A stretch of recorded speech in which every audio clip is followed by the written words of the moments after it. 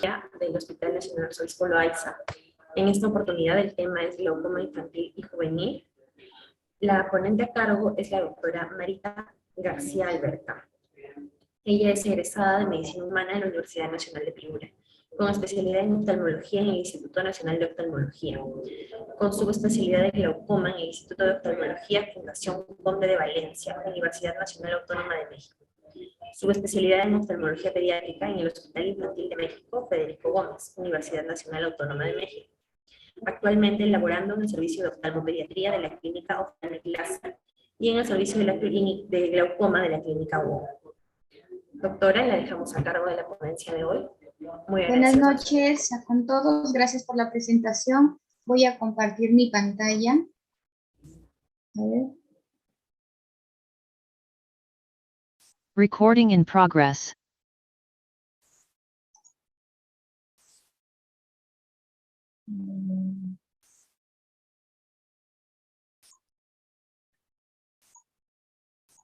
No sé si se ve ahí, Elizabeth.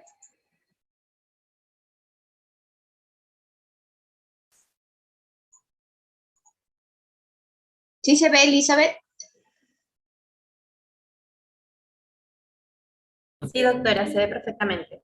Ya. Bueno, vamos a empezar con un tema que a mí me gusta mucho compartirlo con todos ustedes. Es el tema relacionado con lo que es el glaucoma de la infancia y hablaré brevemente del glaucoma juvenil, ¿no? El glaucoma en los niños es una enfermedad potencialmente cegadora si no se diagnostica y se trata a tiempo. Entonces, porque estos niños pues tienen mucha expectativa de vida y si no se hace un diagnóstico precoz y no se trata, la enfermedad sí conduce a la ceguera. Tenemos esta nueva clasificación del glaucoma pediátrico donde hay mucha investigación que se hizo en el 2018, donde se reunieron muchos médicos oftalmólogos, pediatras y especialistas en glaucoma en niños e hicieron un cuadro con una clasificación del glaucoma infantil que les voy a dejar aquí para que lo revisen, para que todos tengamos hablemos un mismo idioma sobre la clasificación del glaucoma de la infancia. Cuando hablamos de la clasificación es muy importante dividir a este grupo en dos grandes grupos. Entonces podemos dividir el glaucoma primario de la infancia y el glaucoma secundario de la infancia. Dentro del glaucoma primario de la infancia lo podemos dividir también en dos grandes grupos. Uno es el glaucoma congénito primario y el glaucoma juvenil de ángulo abierto. Cuando nosotros hablamos del glaucoma congénito primario, que es el más frecuente con el que nosotros nos vamos a encontrar, también lo vamos a dividir en tres grandes grupos para poder ver el pronóstico de estos pacientes. Puede ser el glaucoma congénito neonatal, que es el que se presenta en el primer mes de vida y que aquí el tratamiento pues, es menos efectivo, es más difícil de tratar porque se dice que mientras más precoz se presenta el glaucoma es porque la malla trabecular está menos desarrollada. Entonces van a haber muchos problemas en el ángulo camerular. El de inicio infantil, el que se presenta entre 1 y 24 meses, entonces este es de mejor pronóstico, responde mucho mejor al tratamiento. Y también se dice que el de inicio tardío, que es el que empieza después de los 2 años, también tiene un pronóstico menos favorecedor que el de inicio infantil. Esto es en cuanto al glaucoma congénito primario. Aquí voy a hablar brevemente del glaucoma juvenil de ángulo abierto, porque tiene muchas características con el congénito primario, pero aquí la diferencia es que ya no hay crecimiento del globo ocular. Cuando hay congénito primario, cuando aparecen los 3 primeros años de vida, como hay una inmadurez de las fibras de colágeno, tanto de la córnea como de la esclera, al aumentar la presión intraocular va a hacer que el ojo crezca, entonces aumente de tamaño, entonces aquí el paciente presenta buftalmos, que es muy característico. En cambio, en el glaucoma juvenil de ángulo abierto ya no hay buftalmos, ya no hay crecimiento del globo ocular porque ya hay mayor rigidez de la córnea y de la esclera. y se puede presentar según los estudios dentro de los 4 a 35 años de edad. Otros refieren entre los 5 y 35 años de edad, pero lo característico es que aquí ya no hay crecimiento del globo ocular. Y otra característica es que no está pues asociada a ninguna anomalía ocular o síndrome, simplemente no hay un adecuado desarrollo del ángulo camerular. Y el otro grande grupo es el secundario de la infancia, que lo vamos a tratar en la siguiente diapositiva para que ustedes lo visualicen mucho mejor. Aquí tenemos los glaucomas secundarios de la infancia. Y aquí tenemos también 4 grupos que son los asociados con anomalías oculares. Acá tenemos, por ejemplo, la aniridia. Aquí tenemos la esclerocornia, pacientes con síndrome con Axenfeld-Rieger. Aquí también tenemos microcórneas. Pacientes que tienen microcórneas también tienen mucho riesgo de hacer glaucoma. Pacientes con distrofia endotelial hereditaria congénita también tienen riesgo de hacer glaucoma. El otro grupo son los glaucomas asociados a enfermedades sistémicas o síndromes. Acá tenemos, por ejemplo, el síndrome de Stuss-Weber. Acá también tenemos a la neurofibromatosis, a las mucopolisacaridosis. Aquí en estos pacientes son una fase típica de pacientes con mucopolisacaridosis. Hay depósito de mucopolisacáridos en todo el ojo, en todo el cuerpo, y se deposita en la córnea, empieza a haber opacidad corneal y glaucoma. Es un glaucoma muy, muy difícil de tratar. He tenido unos 5 casos, pero el pronóstico es reservado en estos pacientes.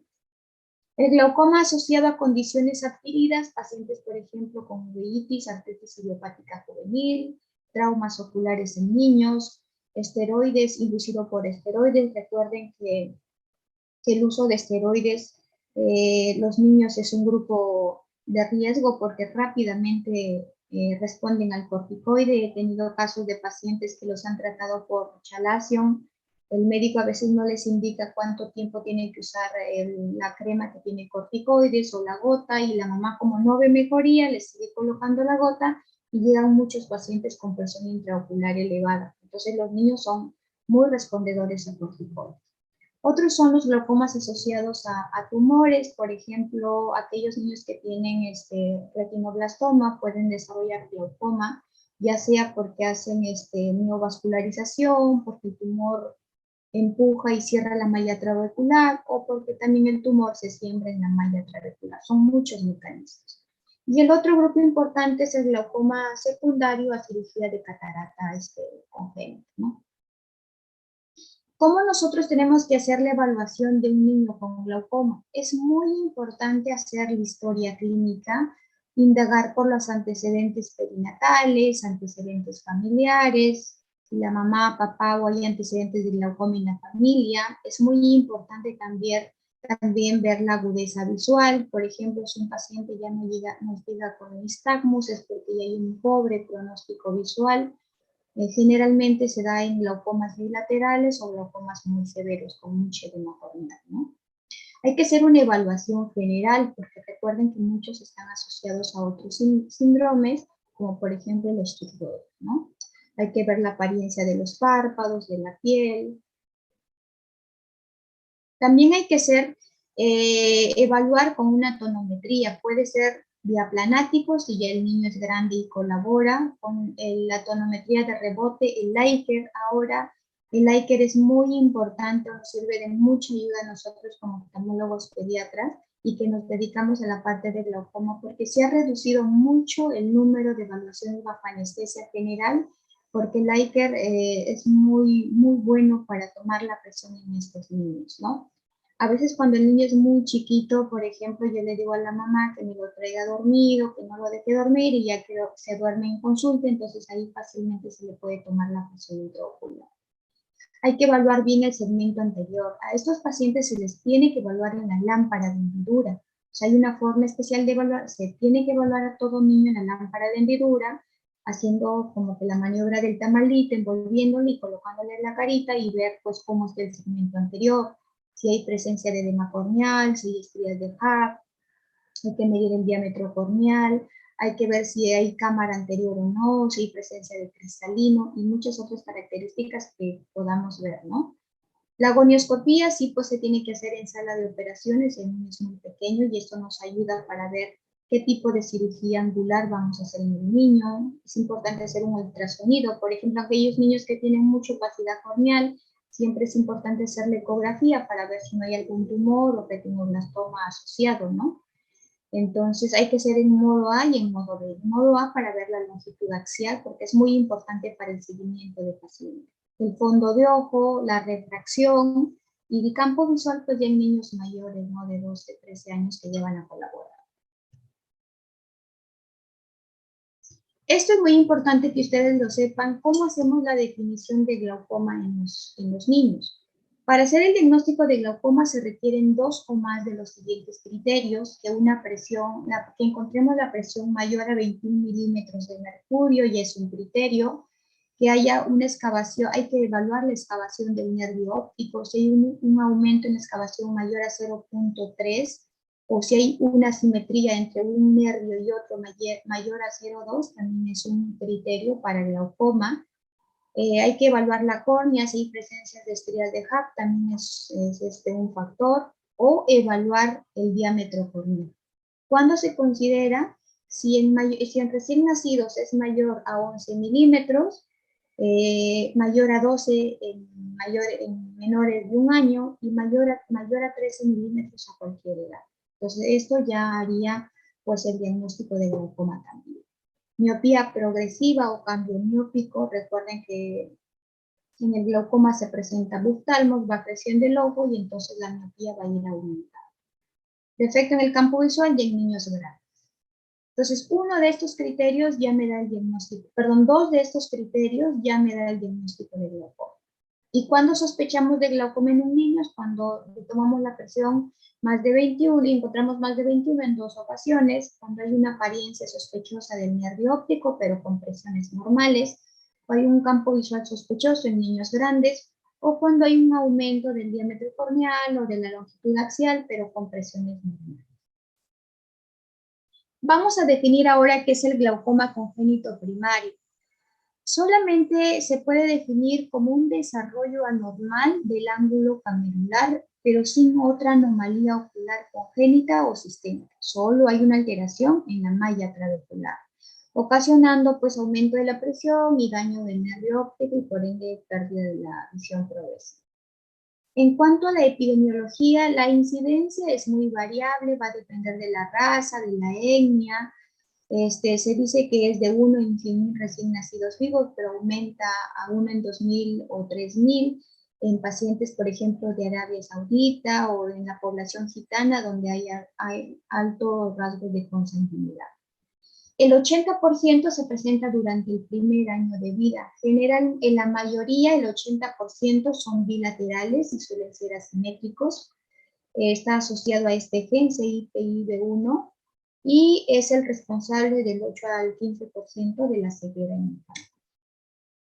En cuanto a la etiopatogenia, se dice que hay una detención en el desarrollo del ángulo camerular, no se va a desarrollar de una manera adecuada, entonces hay una trabeculodisgenesia. Se hizo varios estudios y se encontró que hay una membrana que es como restos mesodérmicos, como Barkan le decía que era una membrana mesodérmica, que era como una membrana impermeable que impedía el flujo normal del humor acuoso. Después se dio cuenta que no era una membrana porque no tiene epitelio y endotelio, entonces ahora se consideran solamente restos mesodérmicos que cubren en toda su extensión la malla trabecular. Por eso es que en estos pacientes la cirugía angular para tratar de quitar esos restos mesodérmicos está dando muy buenos resultados, ¿no? En cuanto a los signos clínicos, tenemos una tríada clásica que no está presente en el 100%, pero sí en la mayoría de pacientes y nos pueden hacer sospechar de un paciente con glaucoma congénito, la presencia de epífora, de fotofobia y blefaroespasmo. En esto es muy importante porque estos niños cuando tienen crecimiento del globo ocular hacen como un epibléfaro. el parpadito como que ingresa y las pestañas se empiezan a rozar. Y a veces solamente lo podemos tratar como un simple epibléfaro, pero no nos damos cuenta que es porque el globo ocular está crecido y eso ha generado el epibléfaro. Entonces, la tríada característica: epífora, fotofobia y blefaroespasmo. La mayoría de los pacientes que son llevados a la consulta oftalmológica o pediátrica es porque empieza a aparecer el edema corneal. Los pacientes, la mamá o el papá lo trae porque notan una mancha blanca en el ojito. A veces ni siquiera pues les llama la atención mucho el crecimiento del globo ocular, sino más la mancha blanquecina, que es el edema corneal, que es generalmente el primer signo por el que los papás acuden a consulta, ¿no? Pero no toda opacidad corneal, no todo edema corneal es un glaucoma. Tenemos esta mnemotecnia para que se la aprendan, estampe, que se dice que la prevalencia de edemas corneales congénitas es de 6 en 100.000 recién nacidos, pero solamente el 50% es glaucoma. Entonces, en esta mnemotecnia, la S es de esclerocornia, la T viene a ser como unos desgarros que hay en la membrana de Descemen o por secundario a trauma obstétrico. También pueden haber estrías, pero estas estrías son verticales, a diferencia de las de HAP, que son más en forma de citálica y horizontal. La U viene de úlceras, la M de enfermedades metabólicas, que ya dijimos las mucopolisacaridosis, la P de anomalía de Peters, la E de distrofia endotelial congénita hereditaria y la D, pues, asociados a los dermoides lumbares o síndrome de Golden. Aquí tenemos, por ejemplo, un paciente con distrofia endotelial hereditaria congénita, tiene opacidad corneal, no hay oftalmos y la presión está dentro de los límites normales. Aquí un paciente con mucopolisacaridosis, ya le dije, hay opacidad corneal y esclerocornia.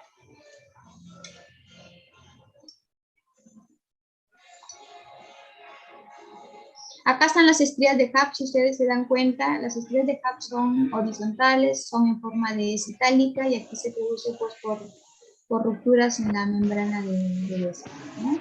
Y aquí son las estrías por traumas obstétricos que son verticales. Elizabeth, ¿se está escuchando? Elizabeth. Doctora, sí se escucha perfectamente. Escucho un ruido. Permítame.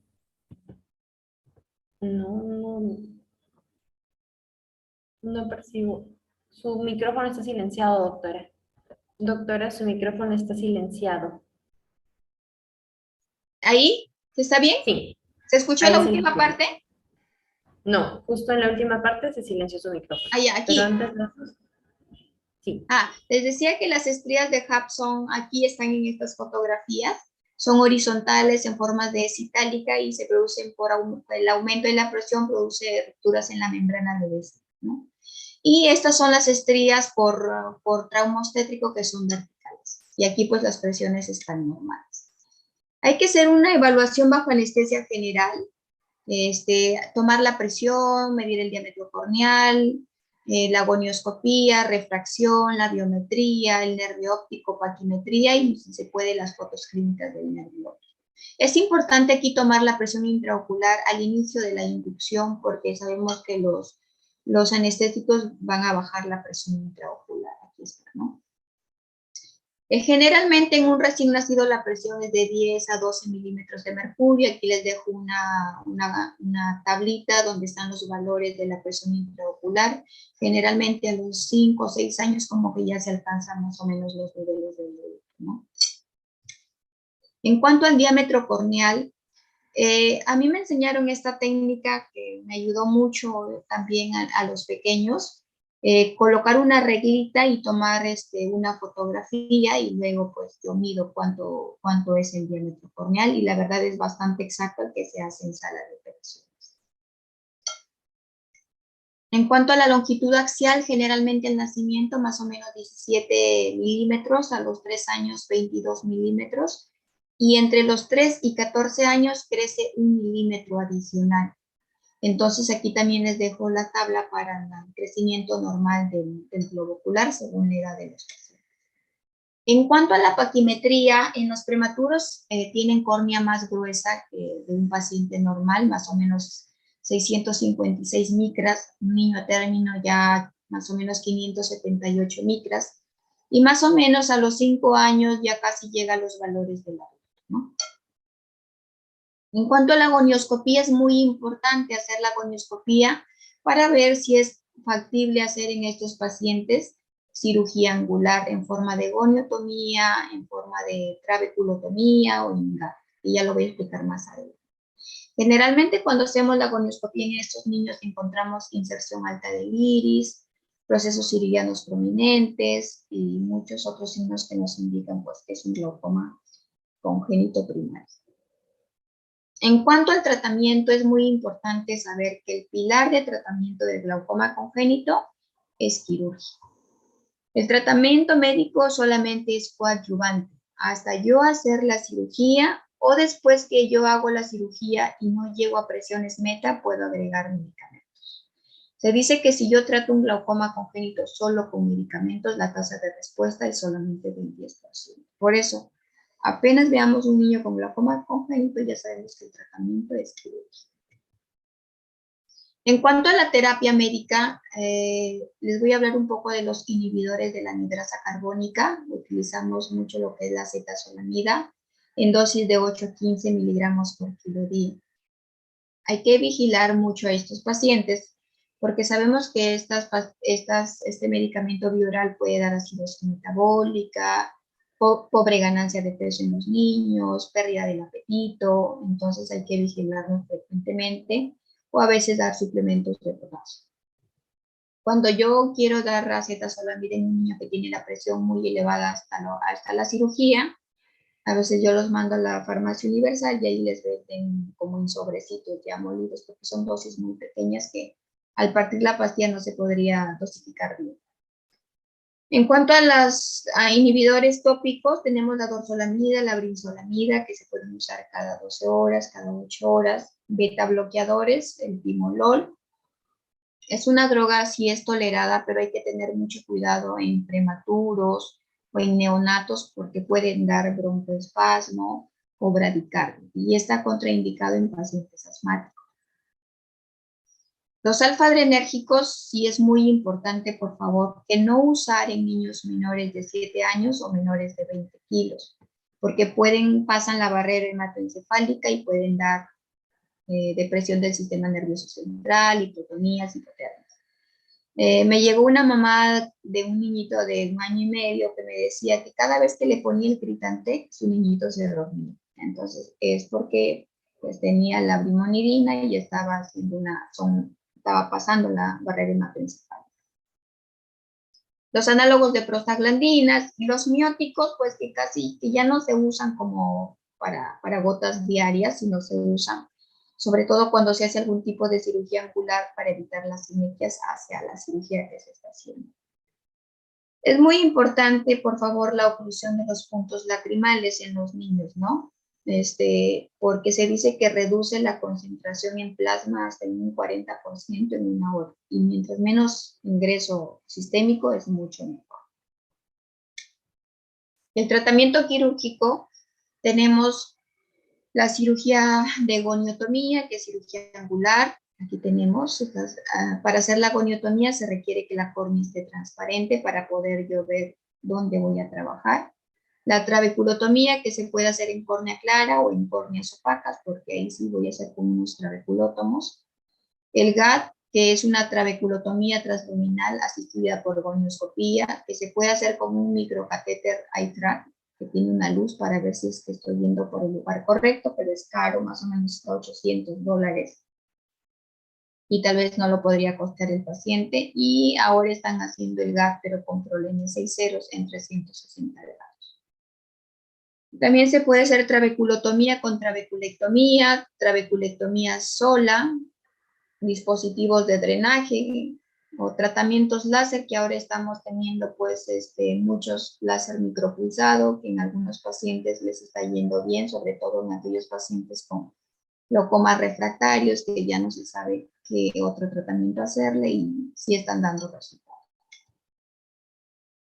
Acá tenemos, perdón, Aquí tenemos, por ejemplo, un paciente que le van a hacer goniotomía. Aquí tenemos un paciente con goniotomía que le están haciendo con córnea transparente. Se ve muy bien la zona donde se va a trabajar, pero aquí tenemos un paciente con córnea opaca. Entonces, lo que se puede hacer ahí es con alcohol desepitelizar la córnea, como ven aquí, y ya se puede trabajar. Ya cuando la opacidad es muy profunda, que ya compromete estroma, a pesar de que se haga desepitelización corneal, ya no se va a lograr hacer la goniotomía y ya se va para trabeculotomía. Aquí les voy a mostrar brevemente una goniotomía. Quiero que vean básicamente aquí la zona donde se trabaja. Lo que se hace es con una aguja bajar esta membrana mesodérmica y aquí ven como que se blanquea esa zona. Quiero que la vean de nuevo. Se trabaja y se baja esos restos mesodérmicos, caen y se empieza a blanquear esa zona. Eso indica que está cayendo toda la zona del tejido mesodérmico. Y aquí tenemos una trabeculotomía. Les voy a mostrar aquí. Esos son los trabeculótomos. Con eso se van a entrar a cámara anterior. Aquí se está disecando, tratando de hacer un plan. Aquí sí se toca conjuntivo. Para hacer la trabeculotomía sí se toca conjuntiva. Para hacer la goniotomía solamente se trabaja sobre la córnea. Entonces se hace un flap para poder acceder. Voy a avanzar esto. Y ahí se empieza a buscar el canal de Schlenk. Recuerden que a veces estos niños va a depender del grado de malformación que tengan en la malla trabecular. A veces cuando son muy pequeñitos los niños, a veces no se suele encontrar el canal de Schlenk porque no está desarrollado. Entonces ahí están buscando el canal de Schlenk y no ven si aquí está saliendo humor acuoso. Entonces se está buscando para entrar ahí con los trabeculótomos. Entonces ahí ya encontraron el canal de Schlenk. Y están entrando con estos trabeculótomos. Ve, ahí no se necesita tener la córnea clara, se entra y se ingresa sobre la cámara anterior, ¿no? Entonces, la desventaja de esta trabeculotomía es que se toca conjuntiva, ¿no?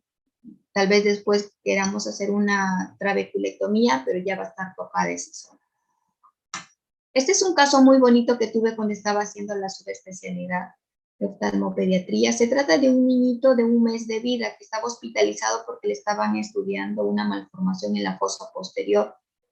Entonces es un parto a término, solamente estaban estudiándolo por esa malformación, pero tenía edema corneal.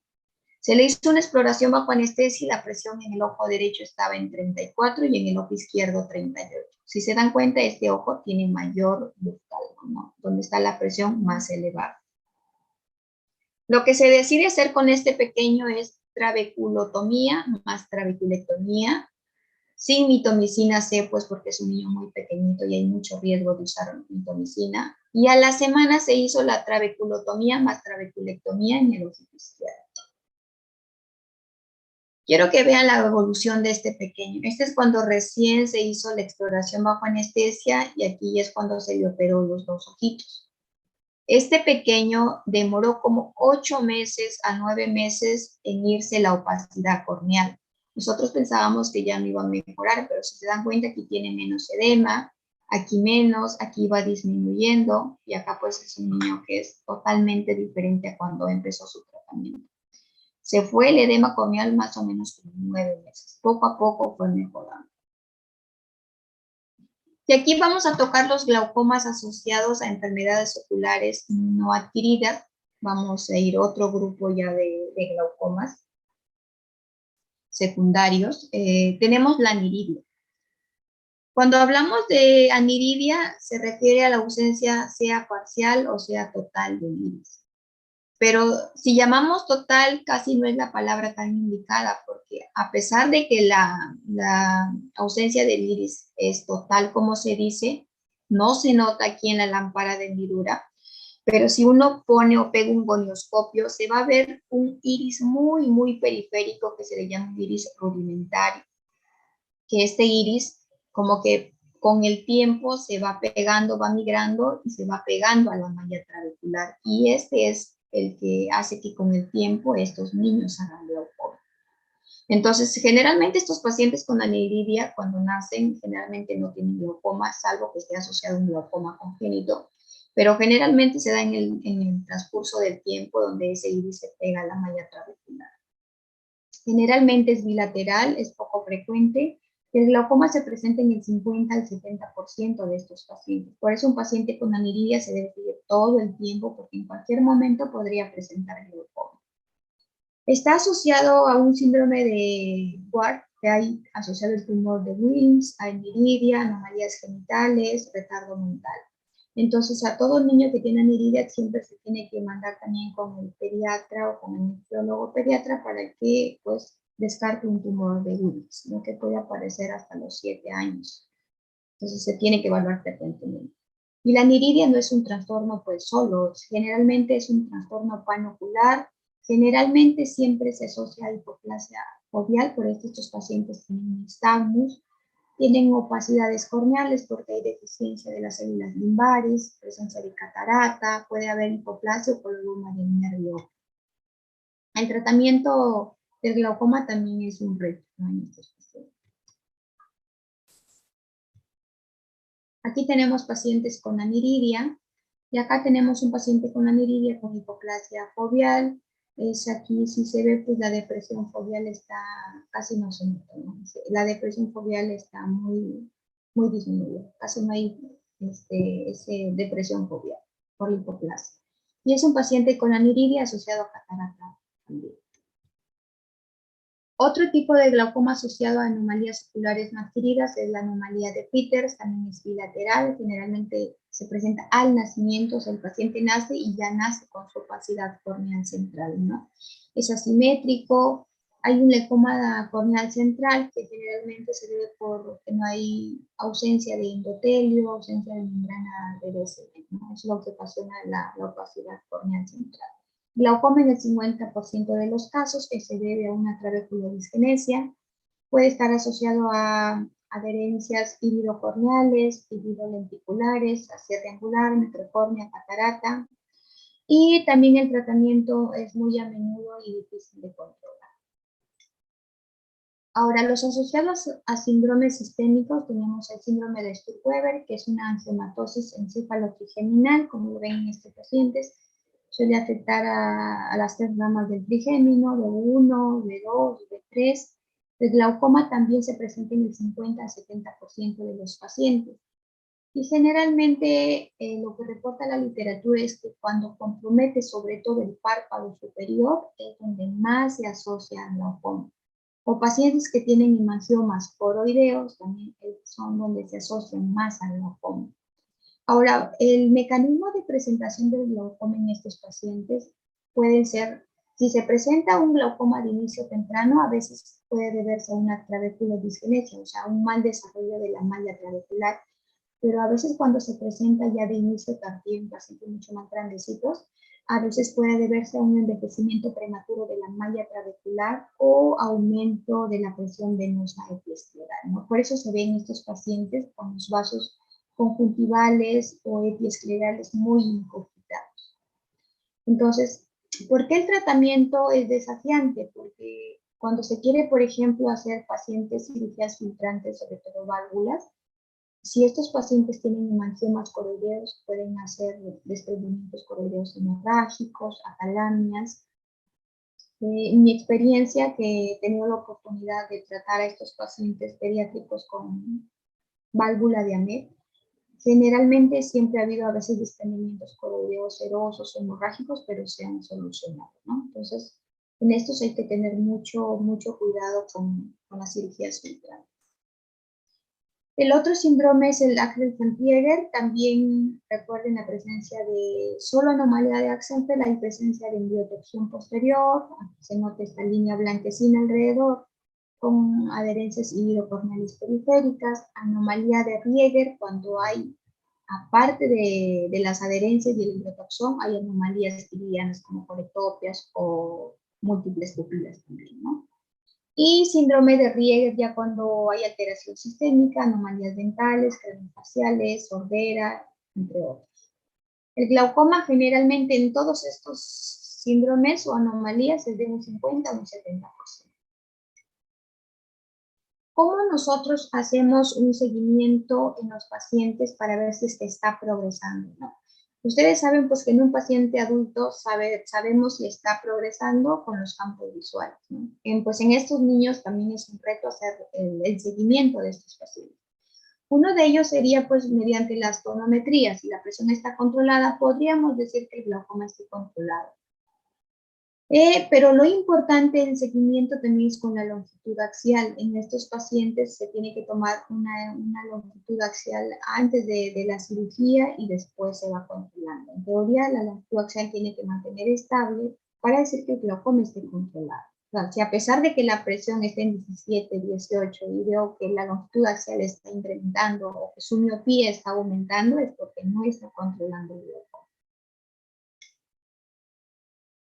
Y ya para terminar, como conclusión, podemos decir que tanto el diagnóstico del glaucoma congénito como el glaucoma juvenil, mientras más el diagnóstico sea temprano y el tratamiento sea más precoz, el pronóstico es mucho mejor. Recuerden que son pacientes que tienen una larga expectativa de vida y que van a tener múltiples cirugías. El pilar de tratamiento siempre es la cirugía. Recuerden que solamente el tratamiento médico es coadyuvante. La cirugía angular es el tratamiento de elección en el congénito primario, ya sea en forma de goniotomía o trabeculotomía, dependiendo de la habilidad de cada cirujano, ¿no? ¿Por qué la goniotomía me gusta mucho? Porque preserva la conjuntiva para cirugías futuras. Es importante en estos pacientes hacer un trabajo en equipo con pediatras, neonatólogo, anestesiólogo, genetista, porque muchos están asociados a otros síndromes, ecografista, oftalmólogo, y también yo creo que es importante aquí un médico oftalmólogo especialista en rehabilitación visual, porque la rehabilitación visual es otro punto muy importante, porque de nada me sirve tener un niño con presión normal, que esté controlado, pero si yo tal vez no le hago una buena refracción, si yo no trato la ambliopía, porque estos pacientes pueden hacer ambliopías y si no se tratan con sus lentes adecuados, pues no nos va a ayudar mucho a mejorar la visión en estos pacientes. Entonces, la rehabilitación visual es muy importante en estos pacientes. Elizabeth. Doctora. Sí, ya terminé. Sí, sí, doctora, perfecto. Bueno, estamos aquí conectados con el doctor Barriga, el doctor Guillermo Barriga. No sé si el doctor tiene algún comentario inicialmente. Y buenas noches. Primero disculparme, llegué tarde al inicio, pero quería agradecerle, doctora García, por su participación. He llegado a ver gran parte de la presentación, me ha parecido realmente muy buena, la felicito. Yo tenía, más que una pregunta, un comentario por una experiencia que hemos tenido en el hospital. Creo que nos acompaña también la doctora. Voy a hacer mención a ese niño que conocimos con aniridia y le hemos podido seguir en el tiempo. Yo lo que quería preguntarle, doctor, era si usted tiene oportunidad de ver a estos niños que luego crecen, se convierten en adultos. ¿Cómo queda su visión o qué debemos esperar los que vemos adultos de un niño que sobrevive a su glaucoma congénito? Generalmente eso es lo que ocurre porque estos niños no tendrían por qué morirse si no tienen ninguna otra enfermedad sistémica grave. Así que conviven con su glaucoma congénito, como usted lo decía, por mucho tiempo. Y es muy probable que nosotros, los que vemos adultos, recibamos a personas que tuvieron glaucoma congénito. ¿Cómo es la evolución de estos niños a lo largo del tiempo estando en un tratamiento adecuado, de control adecuado? ¿Logran mantener una buena agudeza visual o siempre hay un deterioro al que se tienen que enfrentar? ¿Tiene alguna experiencia en eso viendo ¿De estos los niños? niños con aniridia? No, en general, de glaucoma Ya. congénito. Le decía que Ya. nosotros hemos tenido la experiencia con un niño que se diagnosticó de aniridia. La doctora Alzamora lo ha seguido por muchos años. Ya es adulto, tiene hijos y sus hijos también han tenido problemas al respecto. Seguramente ella podría comentarlo más adelante, pero Mi comentario era referente a eso, ¿no? Muchos de nosotros no vamos a ver niños de repente, pero vamos a ver adultos y este tipo de niños que sobreviven a su glaucoma congénito y llegan a la edad adulta, eh, en su experiencia, ¿cómo llegan a la edad adulta con respecto a su visión, con respecto a su problema de glaucoma? ¿Qué sabe Mire, ustedes? ¿Qué sí, experiencia tienen? he visto muchos pacientes ya de edad adulta, realmente con no visiones, con poca visión. Poca O visión, ¿no es sea, cierto? por ejemplo, o sea, no tengo muchos yo pacientes seguidos porque pues son pocos, pero yo lo que he estado trabajando en el INO y lo que también en el periodo de mi fellow, también veíamos ya jóvenes de 16, 17 años con glaucoma, con no tan buena visión, como un 20/100, un 20/200. Yo creo que ahora, doctor, tal vez antes no se hacía un diagnóstico muy precoz del glaucoma congénito. Ahora es muy importante, me gusta porque justamente en la última etapa que estuve en el INO llegan a rotar pediatras con nosotros y como que les enseñamos ya a hacer el diagnóstico de glaucoma congénito. Entonces, yo pienso que mientras más temprano se haga el diagnóstico y el tratamiento sea más precoz, yo creo que el pronóstico del paciente va a ser diferente. Pero va a depender también del tipo de glaucoma que tenga el niño. Porque en mi experiencia, cuando es un glaucoma congénito primario y se le hace el tratamiento de goniotomía o trabeculotomía o GAP en 360 grados, la tasa de respuesta es mucho mejor que si se le hiciera 180 grados, controla mucho mejor la presión intraocular. Entonces, y yo creo que en el futuro, este tratamiento de 360 grados del ángulo camerular en estos niños con glaucoma congénito, yo creo que es el que hasta ahora nos está controlando mejor la presión intraocular. Pero recordemos que son niños que van a requerir múltiples cirugías.